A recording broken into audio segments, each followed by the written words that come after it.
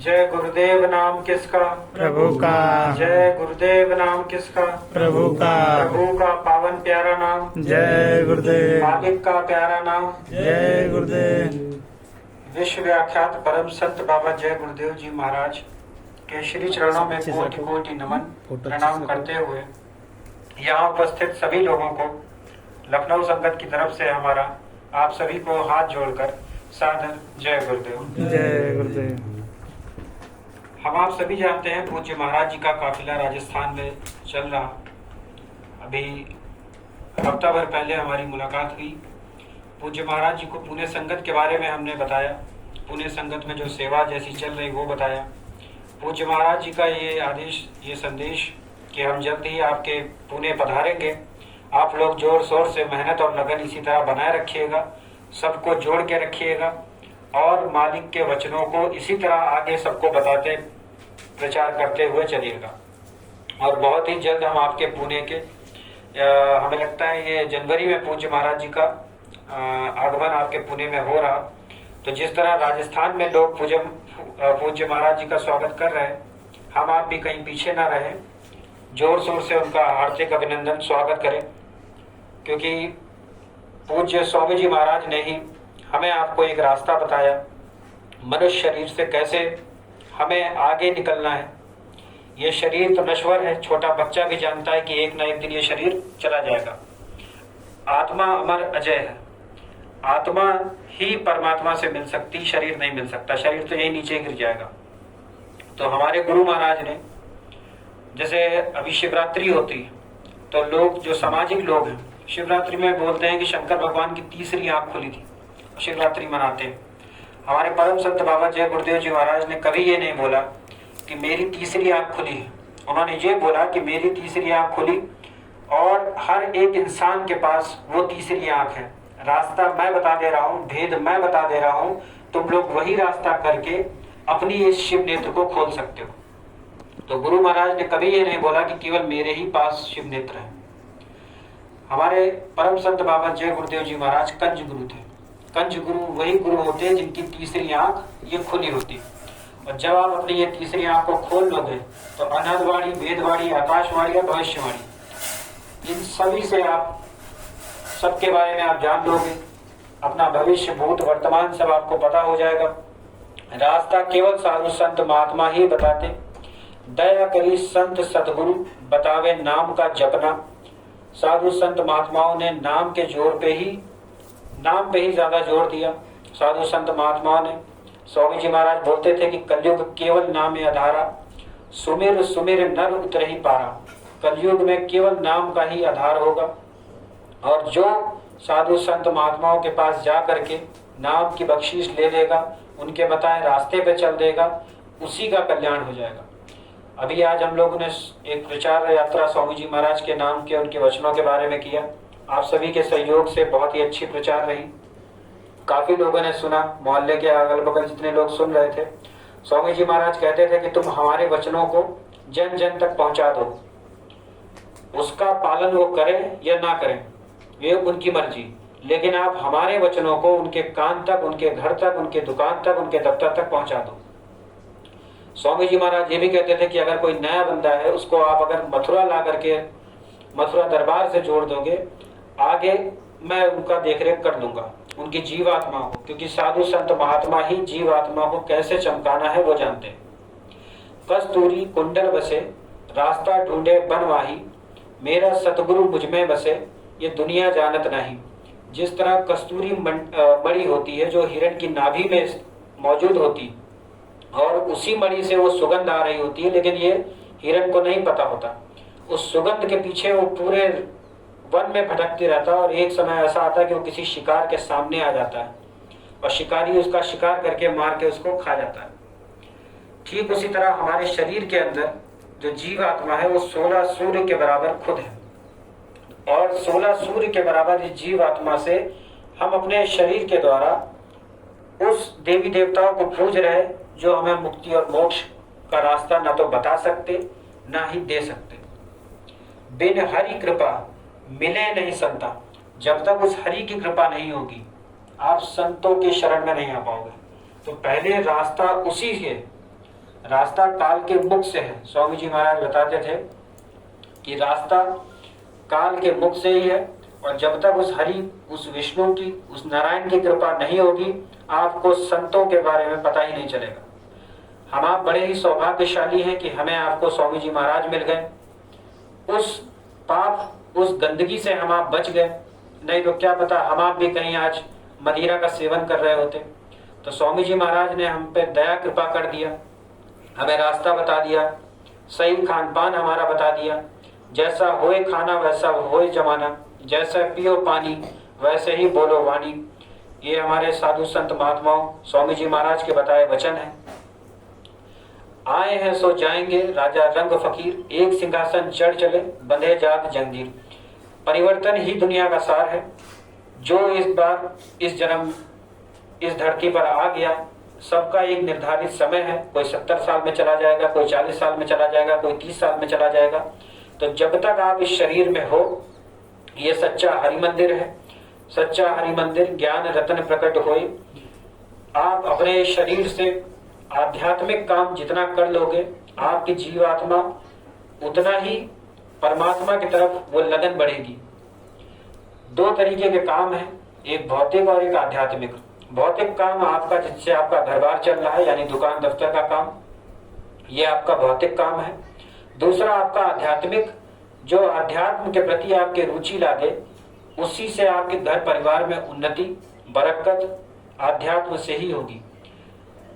परमात्मा एक बहुत बड़ा समुद्र है, ऐसे समझ लो, और ये आत्मा, हमारी जो जीव आत्मा है, ये उसी समुद्र की एक छोटी सी बूंद है। हमें आपको इस छोटी सी एक बूंद को उस समुद्र रूपी सागर में मिलाना है। स्वामी जी महाराज बताते थे कि हम आए वही देश से जहां तुम्हारो धाम, और तुमको निज घर पहुंचाना एक हमारो काम। यानी हम भी उसी देश से आए जहां आप जहां के रहने वाले। आपकी जो कौम है सतनाम, आपका जो देश है वो सचखंड है। ये देश आपका देश नहीं, ये लोग आपके अपने नहीं। एक ना एक दिन ये सब आपको छोड़ के चले जाएंगे। ना माया सगी ना तन सगा, और ना सगा ये संसार। एक सच्चा सतगुरु जग का वही सृजनहार। जिस माया के पीछे आप लोग रात दिन भाग रहे हो, ना वो माया सगी है, और जिस तन के लिए आप लोग भाग रहे हो, ना ये तन सगी है। ना आपके अपने जो अड़ोस पड़ोस में रहते, आपके रिश्तेदार नातेदार, ना ये सगे हैं। जब आपका समय आएगा तो आपको अकेले ही जाना पड़ेगा। एक छोटी सी कहानी है। एक महात्मा जी के पास एक डाकू पहुंचा, तो डाकू महात्मा जी ने उससे बोला कि जो तुम पाप ये कर्म कर रहे हो, आगे जब तुम्हारा समय पूरा हो जाएगा और जब तुम उस यमदूत के पास जाओगे, तो जो सजा तुम्हें मिलेगी, अपनी पत्नी से, अपने बच्चों से ये पूछना कि जो भी मैं चोरी करके सामान लाता हूं तुमको देता हूं, यानी तुम भी उसके बराबर के हिस्सेदार हो। तो ऊपर जो हमें सजा मिलेगी, क्या उस सजा के भी तुम अकेले मुझे भागी ठहराओगे, या उसमें तुम भी हिस्सेदारी रखोगे? तो साधु महात्मा की बात को सुनकर डाकू ने अपनी पत्नी से ये चीज पूछी। तो पत्नी ने बोला, चोरी तुम करते हो, बुरे काम तुम करते हो, तो सजा भी तुम्हें ही अकेले मिलेगी, हम उसका क्यों भाग लेंगे? तो उस डाकू की आंख खुल गई कि जिन बच्चों के लिए, जिन पत्नियों के लिए मैं रात दिन चोरी डकैती कर रहा था, आज उन बच्चों ने ही, मेरी उस पत्नी ने ही ये बोल दिया कि बुरे कर्म तुम कर रहे हो तो सजा अकेले भी तुम ही पाओगे, हम उसके हिस्सेदारी नहीं। तो साधु संत महात्मा के पास वो डाकू गया, चरण पकड़े और उनसे बोला कि आज के बाद मैं ये काम नहीं करूंगा, आप मुझे रास्ता दीजिए, मैं कोई मेहनत का काम कर लूंगा। तो साधु संत महात्मा अपनी बातों को इस तरह रखते कि आप अपने बुरे कर्मों को छोड़ दीजिए और बदले में आप मेहनत और ईमानदारी से अच्छे कर्म पे आइए, परिवार की उन्नति उसी से होगी। स्वामी जी महाराज, जिस तरह आप लोग नवदा भक्ति यानी कि सबरी के बारे में आप लोग जानते हैं, ठीक उसी तरह स्वामी जी महाराज के एक आदेश पे कई प्रेमियों ने टाट, जिसको हम आप बोरा कहते हैं, उस वस्त्र को पहन लिया। हमारा ये कपड़ा उस कपड़े से बहुत ही अलग है। ये कपड़ा बहुत हल्का होता है, जो टाट होता है वो बहुत भारी होता है। उसको अगर अपने आप धुल के फैला दिया तो उसको सूखने में भी अच्छा खासा समय लगता है।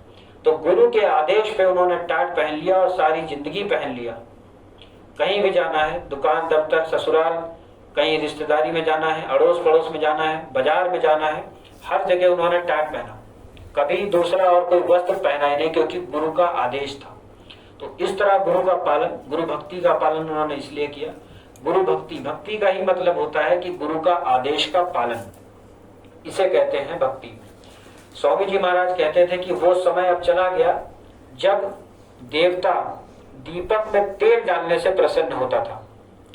अब आज का देवी देवता, आप गाड़ियों में पेट्रोल डालोगे और धर्म का प्रचार करने निकलोगे तब खुश होगा। काफिला जो निकलता है उसमें गाड़ियों में तेल पड़ता, और देखिए कितने कहां तक काफिला जाता। पूज्य महाराज जी, स्वामी जी महाराज केवल मथुरा तक नहीं, मथुरा के भी देश विदेश और आगे जा करके उन्होंने धर्म का प्रचार किया। करीब 60 साल तक स्वामी जी महाराज ने धर्म का प्रचार किया, अपने गुरु का आदेश पालन किया, पूज्य दादा गुरु महाराज। अब हमें आपको भी चाहिए कि जिस तरह स्वामी जी महाराज ने अपने गुरु के लिए किया, हम आप भी अपने गुरु, अपने दरबार, मथुरा दरबार और खितौरा दरबार के लिए करें। जब गुरु सच्चा हो, नाम सच्चा हो, रास्ता सच्चा हो और दरबार सच्चा हो, तो हम क्यों पीछे रह जाएं? हम लोग भी अगर गुरु के प्रति एक सच्ची ईमानदारी, लगन अगर हमारे अंदर लगी हुई है, तो उस लगन को आप जलाए रखिए। कल को कोई अगर आपको मिल गया और भटका दिया कि चलो कहीं और भी चलो, तो हमें आपको वहां नहीं जाना है। उस वक्त ही हमारी परीक्षा हो रही होती है। जैसे एक परीक्षा हुई थी 2012 में, कुछ लोग अलग हो गए और कुछ लोग गुरु के आदेश का पालन करने के लिए उसी दरबार में खड़े रहे, रुके रहे। तो हमें आपको चाहिए, कोई अगर भटकाए, कोई हमें दूसरे रास्ते ले जाए, तो हमें उसको बोलना है कि नहीं, हम अपने गुरु के प्रति, हमने मथुरा दरबार में ही मत्था टेका था, आज भी ये मत्था, आज भी ये सर वही दरबार में झुकेगा, उसी दरबार में हम मत्था टेकेंगे, कहीं और दूसरी जगह नहीं। स्वामी जी महाराज ने बोला था कि विश्व का इंसान मथुरा दरबार में मत्था टेकने आएगा। केवल भारत नहीं, पूरे विश्व भर के लिए बोला था। तो जब हमारे स्वामी जी महाराज ने इतनी बड़ी बात बोल दी, तो हम आप कैसे सोच सकते कि कहीं और भी हमें जाना पड़ेगा? इस तन को ठंडक कहीं और से भी मिलेगी, कहीं और से नहीं मिलेगी। ये साधु संत महात्माओं के बचाए हुए वचन है। संत वचन पलटे नाही, पलट जाए ब्रह्मांड। एक बार अगर स्वामी जी महाराज ने कोई शब्द कहा है, जितनी भी भविष्यवाणी की है हम आप सब जानते हैं, पूज्य महाराज जी ने, स्वामी जी महाराज ने जितनी भविष्यवाणी करी, एक एक करके सब हमारे आपके सामने ही आई है। कोई भी भविष्यवाणी खाली नहीं गई। और अभी जो बची है, जो अभी होनी है, वो भी अभी हम आपके सामने आ जाएगी। पूज्य स्वामी जी महाराज मंच पे से बताते थे कि हमारा ये जो शरीर है, ये एक मंदिर है जो कि परमात्मा ने हमें बना के दिया। अब इस मंदिर को हमें साफ सुथरा रखना है, जैसे हम घर के मंदिर को साफ सुथरा रखते हैं, पवित्र रखते हैं। हम आप कहते हैं कि ये मंदिर बड़ा पवित्र मंदिर है, तो ठीक उसी तरह ये परमात्मा का बनाया हुआ हमारा आपका ये जो शरीर है, ये भी एक मंदिर है। तो इसमें किसी भी प्रकार का कोई भी नशा, शराब, किसी भी तरीके का कोई ऐसा सेवन, किसी भी तरीके का ऐसा गंदा खान पान हम आप अगर इसको डाल देंगे तो वो परमात्मा नाराज हो जाएगा। तिल भर मछली खाई के कोटि करो गौदान, काशी करवट जा मरे तो भी नरक निदान। अगर तिल भर भी मछली आपने खाई है, फिर आप चाहे कोटान कोट गौओं का दान कर दो, चाहे आप काशी में मत्था रगड़ते रगड़ते अपना प्राण त्याग दो, लेकिन आपको नरक तब जाना ही पड़ेगा। संत गरीबदास जी कहते हैं कि अगर आपने कभी शराब का, मदिरा का सेवन किया है, तो आपको कुत्ते की योनि में डाला जाएगा। कई सारी योनियां हैं, अंडज, पिंडज, उखमज और स्थावर। ये 4 तरीके की सेंट्रल जेल है। 4 खाने 84 लाख योनियां। पहला आपका अंडज, जो अंडे से पैदा होते, उसके बाद पिंडज, जो माँ के गर्भ से पैदा होते, माँ के पिंड से पैदा होते, हम आप लोग।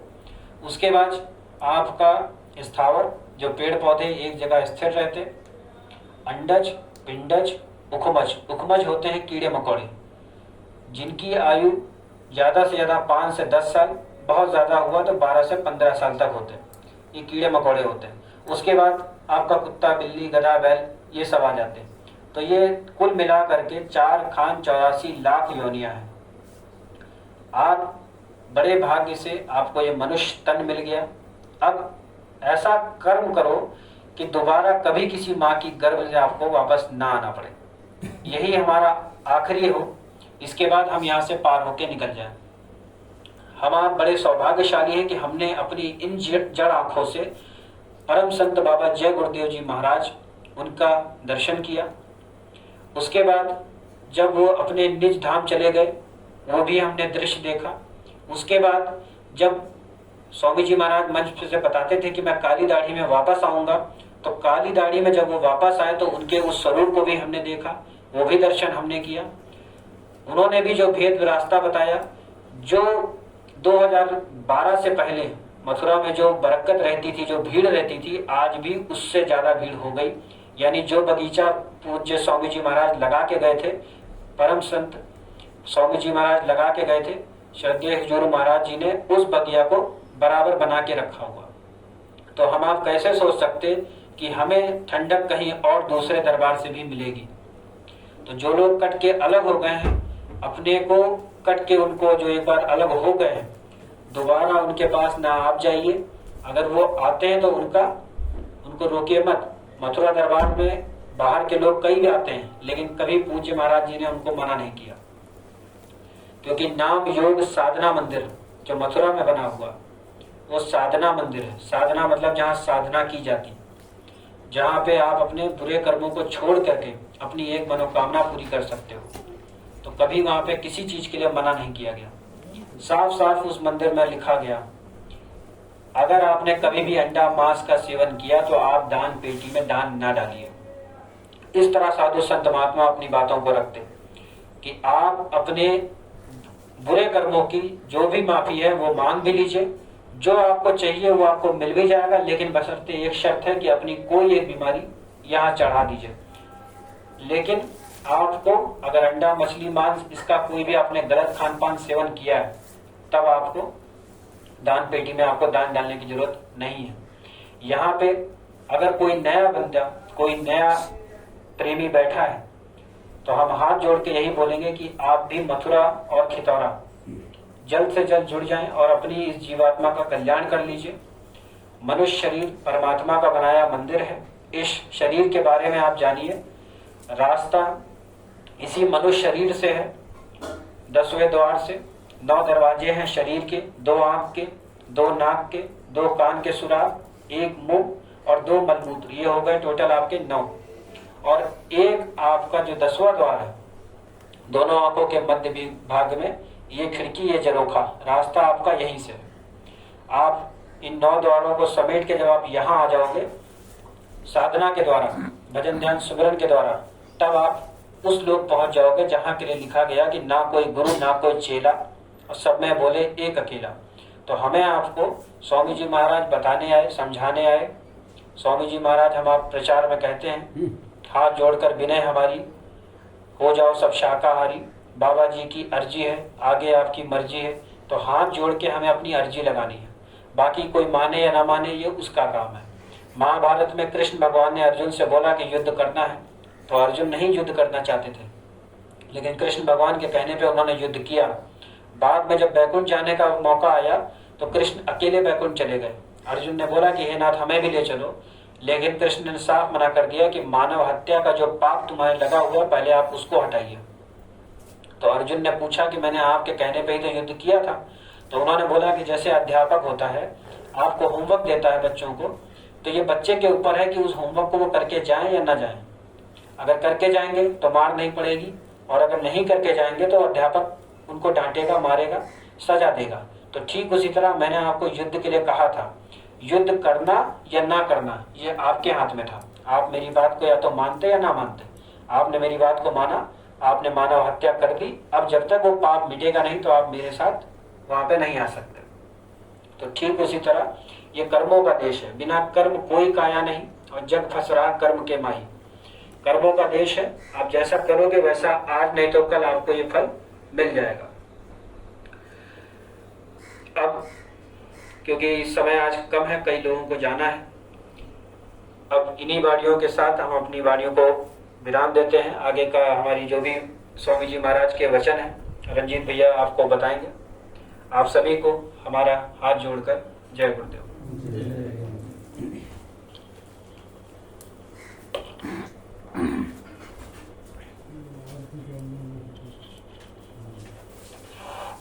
जय गुरुदेव। जय गुरुदेव। सभी प्रेमियों ने अभी अपने आदरणीय रमन भैया के मुखारबिंद से पूज्य महाराज जी का जन संदेश सुना आप लोगों ने। तो सबसे बड़ी हमको आपको एक कमजोरी है कि जब हम आप प्रचार पर चले तो जहाँ से शुरू होता है, स्वामी जी ने कहा कि जब आप समय से आओगे, जय गुरुदेव नाम बोलोगे तो दया दुआ आशीर्वाद लेकर मैं हाजिर रहूंगा। तो आप अपनी झोली लेकर आप अगर हम आलस करेंगे, सो जाएंगे, जग जाएंगे, आप लोग को सबसे बड़ी चीज है कि आप लोग समय से आने की, अगर कोई ज्यादा दिक्कत हो जाती तो आप लोग ठीक है हो गया, लेकिन काम करना हर एक आदमी को, सबको आज परेशानी है, किसी को नहीं, लेकिन धर्म के काम में निकल चलो। हो सकता है कब हमारे ऊपर घटनाएं घटने वाली हो, कब हमारे ऊपर क्या होने वाली हो, मालिक ने ऐसी ऐसी जगह लोगों के अंदर चमत्कार आए कि मालिक ने बचा दिया। तो हमको आपको संसार का कोई काम नहीं बचाएगा। सब काम छोड़कर आज्ञा का पालन, यानी गुरु स्वामी जी कहते हैं भक्ति का नाम है आज्ञा का पालन। आज पूज्य महाराज जी ने जो आदेश दिए हमको, आपको हर रविवार को आप सभी प्रेमी भाई बहनों के मोबाइल पे मैसेज जाता है। आप सब लोगों को मैसेज पर करके आप लोग एक एक दो दो नए लाने के प्रयास में रहो।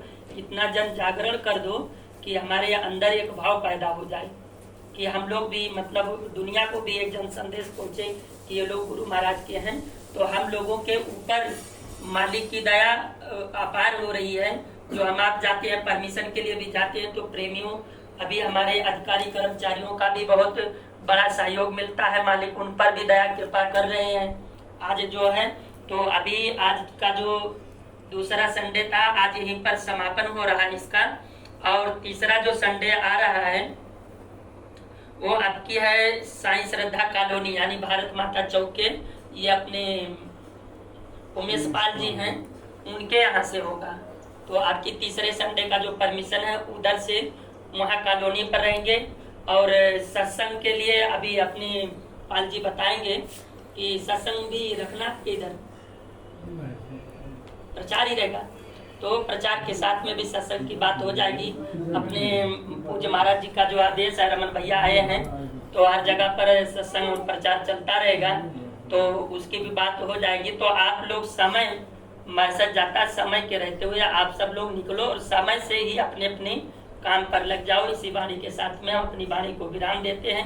यदि कहने सुनने में हमारी वाणी के द्वारा आप लोगों को ठेस पहुंचा तो आप लोग छोटा समझकर हमको माफ करेंगे।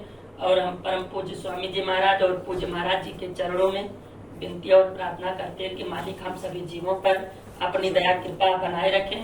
और हम अभी वीरेंद्र पटेल जी से निवेदन और प्रार्थना करते हैं कि वो आए और मालिक के आरती कराएंगे और भोग प्रसाद भी लगाएंगे, थोड़ा संक्षेप में प्रार्थना कम करके। जय गुरुदेव। सतस्वरूप जय गुरुदेव। जय गुरुदेव। सतस्वरूप बैठक में विराजमान परम पूज्य स्वामी जी महाराज के श्री चरण कमलों को याद करते हुए सभी प्रेमी भाई बहन अपनी अपनी मधुर वाणी में आरती बोलेंगे। जय गुरुदेव। जय गुरुदेव।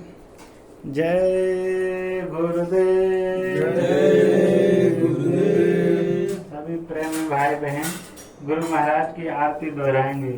जय गुरुदेव।